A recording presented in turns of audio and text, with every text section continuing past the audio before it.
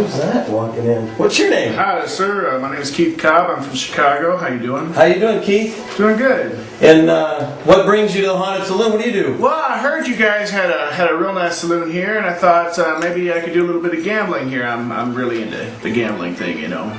You know, like the history of gambling? Oh, well, the more you, yeah, I always believe that the more you know about a game, the better that you'll do at it. So I've learned all kinds of history about all different types of games. I really enjoy it. Really? Well, sit down, All Keith. right. Tell me a little bit. We're always up for hearing about gambling. Oh, well, you know, gambling's a lot of fun. One of my favorite things is a game with a chain. It's a gypsy game where the chain is laid out on a table similar to that. Yeah. The person tries to put their finger on the table, which side the chain is going to hold fast. It's a game called Fast and Loose. Okay. You ever heard of the game? Keep that a secret, gambling man. Well, you know, whatever happens in the 19th century stays in the 19th century. Okay, we're going to try this? Sure. Well, yeah, we can try it. Lay it out on the table. Fast and Loose is a cardinal type gambling game. It dates back to the 14th century. Well, Shakespeare even mentions it in his play Antony and Cleopatra, where he wrote, "Like a night gypsy hath it fast and loose, beguiled me to the very heart of loss." Yeah. He mentions it again in a play called King John, where he wrote, "Play fast and loose with fate, so just with heaven." Okay. Now, the game's gone by many different names throughout the ages, including On the Barrelhead, Pick at the Loop, Pin a Girdle, Pricking the Garter, and Grandma's Necklace, for obvious reasons. But its original name, Fast and Loose, in my mind at least, describes the game the best. Either the chain will hold fast around your finger, or it will come loose and you lose. Oh, okay. Okay. Makes sense, doesn't it? Yeah. Now, even though the odds are 50-50, they've got two choices to choose from. Even though the odds are 50-50, I still feel that I have an advantage in the game. Okay. You see, through my experience in the game, I'm able to predict the behavior of the players through common patterns of guessing and applied psychology. Okay. I have confidence in my ability to make my opponents choose the wrong side. And this is a confidence game. Okay. You got a little something right there. That's all right. Okay. So that's Fast and Loose. That's a really, really old... Don't trust you. Already.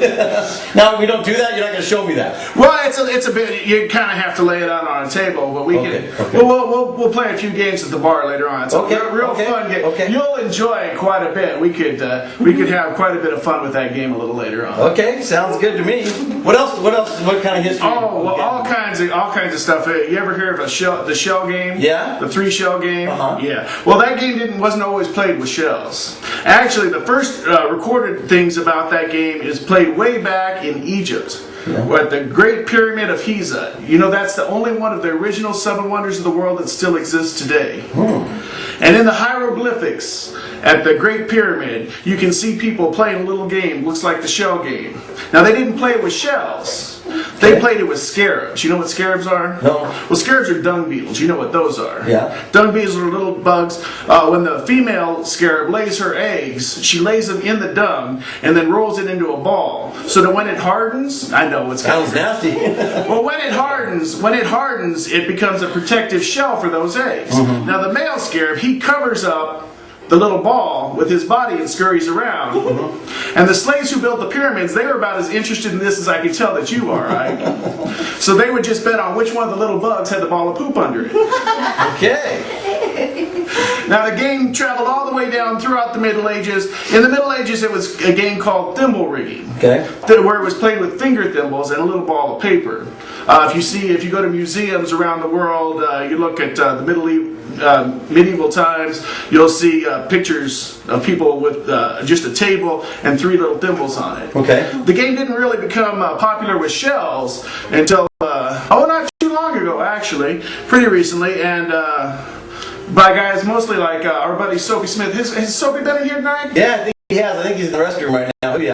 Oh, good. Soapy, he's a lot of fun. I really like the shell game. Now, most of the time when those guys play the game, they're moving those shells all around really, really fast. Yeah. I prefer to slow it down a little myself. Okay. When I do it, I prefer to do it half fast.